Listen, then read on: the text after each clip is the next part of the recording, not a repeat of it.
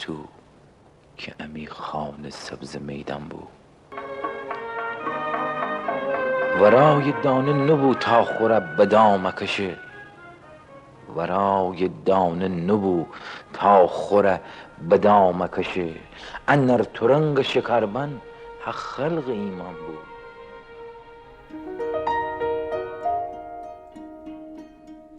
با توجه به نام و اشعار شیون فومنی به اهمیت و جایگاه و تشخص شعری او پی میبریم. زبان بومی اگرچه زبان تکلم و عاشقی و سوز و هجران و مناسبات مردم منطقه‌ای خاص است، ولی قدرت زبان رسمی به قدری است که خودآگاه و ناخودآگاه باعث دیده نشدن زبان بومی می‌گردد. زبان گیلکی تا مدتها فقط زبان گفتار یا شفاهی مردم گیلان بود و زمان زیادی نیست که هرچند اندک به زبان نوشتار مردم نیز تبدیل شده است.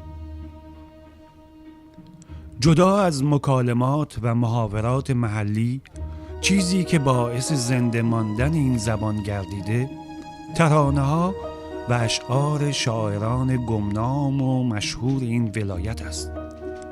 ترانه‌های فولکلور گیلان شاعران بینام و نشانی دارد که از دل روستا و مناسبات روستایی برآمده است. دوران ارباب و رعیتی، این زبان زبان عشق و رنج و درد و شادی و خواستها و امیال مردم زحمتکش و ستم دیده مردم گیلان است. از دل برآمده است و لاجرم بر دل می نشیند. مزیر دبسته دنه میرزا مرد میدان بود. مزیر دبسته دنه میرزا مرد میدان بود. نه من نه تو که امی خانه سبز میدان بود. نه من نه تو که امی خانه سبز میدان بود. در این میان شاعرانی به میان آمدند که زبان مردم شدند، نظیر افراشته و کمی نزدیکتر کسانی چون شیون فومنی، شیونی که پژواک آمال و آرزوهای مردم خودش شد. هوش و تیزبینی شیون فومنی در رصد کردن فرهنگ مردم، به خصوص عامه مردم، سبب شد به دردها و رنجهای آنها آشنا گردد و زبانشان بشود و چون آینه‌ای مقابلشان ایستاد تا تصویر خود را در اشعارش ببینند و پی ببرند کجا درست عمل کردند و کجا راه به اشتباه رفتند. بده رقشن بگیرید شیونه مفت شستشن و جمع کارکی می حرف حسابی حلی و جمع کارکی می حرف حسابی حلی. رویکرد طنز و جدی شیون در اشعارش سبب گردید زهر واقعیت‌های تلخ گرفته شود و به عمق دلها نفوذ کند. از بهترین کارهایی که شیون در ترویج شعر و فرهنگ گیلکی انجام داد، حضور در میان مردم و قرائت اشعارش بود. تسلط به فن بیان و اجرای خوب و نمایشی و صدای گرمش شعرهایش را ماندگار کرد. هر آنچه از جامعه گرفته بود با هنرش به آن برگردان.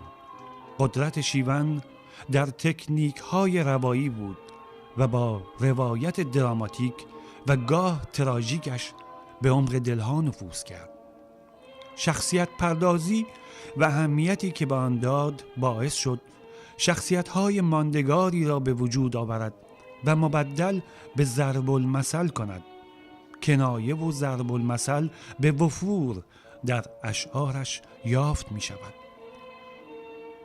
شیون به درستی شاعری مردمی است و چه دلیل بهتر از این که عوام و خواص شعرهایش را می خوانند و بیت‌هایی از آن را شاهد حرف‌های خود می‌آورند. گیلکی را زبان شفاهی می‌دانند و شیون از این امکان به خوبی استفاده کرد. مجموعه نوارهای کاست گیلوخان گواه این مدعاست که هزاران نسخه از آن رسمی و غیر رسمی در اختیار مردم قرار گرفته است و تمام مردم گیلان با اشعار شیون آشنا هستند.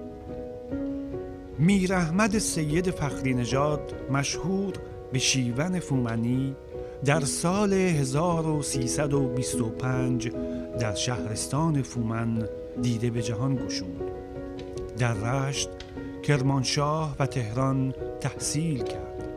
به معلمی اشتغال داشت و به بچه‌های این آب و خاک درس داد و در سال 1377 به خاطر بیماری درگذشت.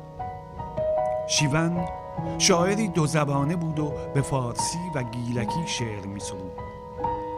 پیش پای برگ یک آسمان پرواز، از تو برای تو رودخانه در بهار و کوچه باغ حرف کتاب‌های شعر فارسی او هستند و به گیلکی هم مجموعه کاست‌های گیلوخان و کتاب خیال گردگیج از او منتشر شده است.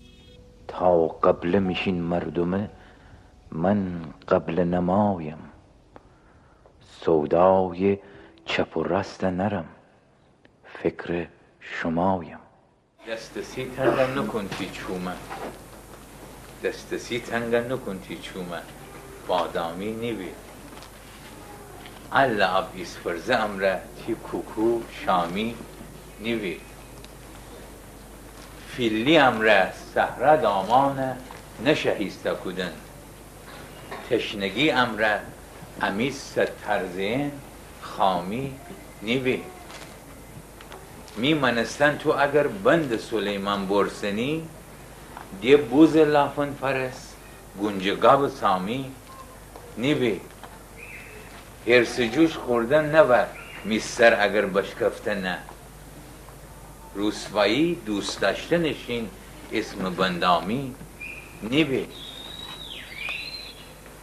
نهر پیش غافل نبنشتن و در آب چگی دریا دنبال سر دوستن بی سرانجامی نیوی لخته دنیایی رو سختم وسی فردا باشه کیسه کش دلاکم که حمامی نیوی خود نویسه جوهر امر وسی کاری کدن خود نویسه جوهر امر وسی کاری کدن ورد امر بایزیدم شیخ بستامی نیوی اهل زرق برق دی بی خود نیه شهری گلاز کامران تا سادگه دیمننه کامی نیوی 100,000 من مصنوی شیون دروغ چاپزنه مردم امره اگر رو راست نبه نامی نیوی.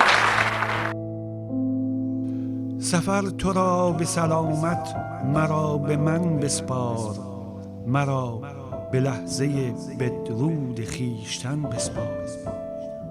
غرور شعر مرا پیش پای آتش ریز، به داغگاه دلم حسرت سخن بسپار. مرا که دورترین شاخم بهاران را، به خاک فاجعه عریان و بی کفن بسپار.